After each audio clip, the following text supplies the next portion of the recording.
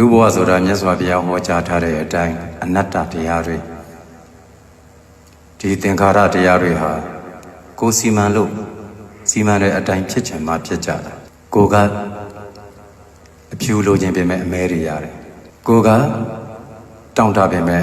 သူကမပေးဘူးကိုယ်ကဒီလမ်းကိုသွားခြင်းပေမဲ့သူကဟိုလမ်းသွားခြင်းတယ်အဲ့ဒီလိုဒါ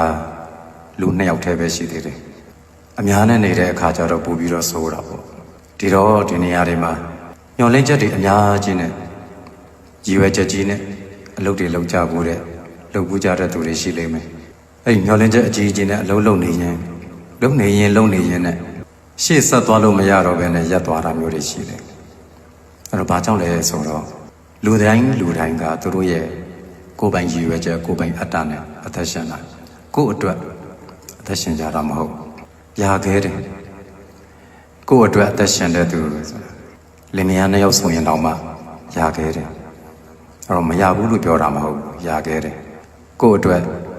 ရှင်သန်ပေးနေတဲ့သူဆိုတာရှားတယ်အဲ့ဒီလိုမျိုးဖြစ်တဲ့အခါကျတော့ကိုယ်တအားကြီးညှော်လင့်ထားတဲ့အခါကျတော့ခံစားတော့ကိုပို့ပြီးတော့ခံစားရတယ်ကိုယ်ကကာလတစ်ခုအထိရည်ရွယ်ချက်ကလေးထားတယ်ဒါပေမဲ့အဲ့ဒီကာလတစ်ခုမတိုင်ခင်မှာသူတို့ကပုံစံမျိုးစုံနဲ့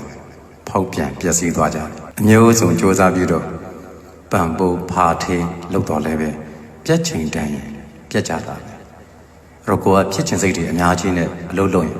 ခံစားရတာပုံများတယ်ဒီတော့ဒီနေ့အကောင်ဆုံးရှင်သန်လိုက်တာပေါ့ဒီနေ့လုံနိုင်တဲ့အလုပ်ကိုလုပ်ပြီးတော့ဒီနေ့ရှိနေသေးကြရင်အတူတူရှိနေသေးကြရင်တန်ဖိုးလေးထားပြီးတော့ပျော်အောင်နေလိုက်ကြတယ်မနှက်ပြန်ရှိချင်မှရှိကြတော့မှာဒီနေ့အတူတူနေပေမဲ့မနှက်ပြန်အတူတူနေချင်မှနေရမှာဒါကြောင့်ဒီနေ့ကလေးကိုပြောင်းလဲသွားနိုင်တယ်အခုလောလောဆယ်မျက်စိရှိမှဖြစ်နေတဲ့အနေအထားဟာဒါကိုတန်ဖိုးထားလို့ရတဲ့အနေအထားပဲဒီအချိန်ဟာတန်ဖိုးထားရမယ့်အချိန်ပဲဒီလိုမျိုးပဲကိုယ်စိတ်ထဲမှာနှလုံးပိုက်ပြီးတော့အများကြီးအရှိကိုကြိုပြီးတော့မျောလင်းမနေနဲ့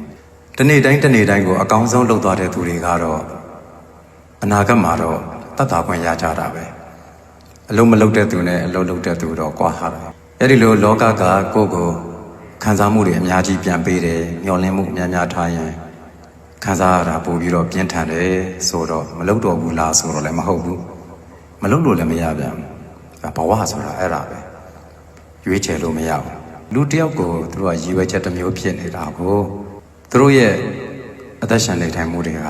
ကိုယ့်အတွက်အသက်ရှင်နေထိုင်ကြတာမဟုတ်သူတို့အတွက်သူတို့အသက်ရှင်နေထိုင်ကြတာ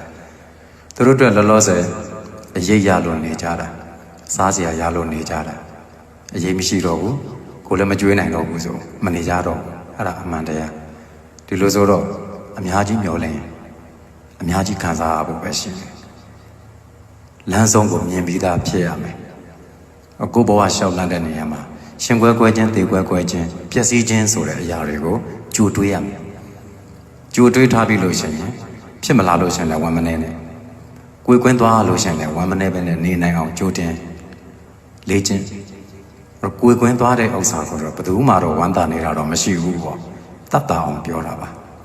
ဒါကြောင့်တအားကြီးမမျောလင်းနဲ့မျောလင်းပါများရင်ယူသွားနိုင်တယ်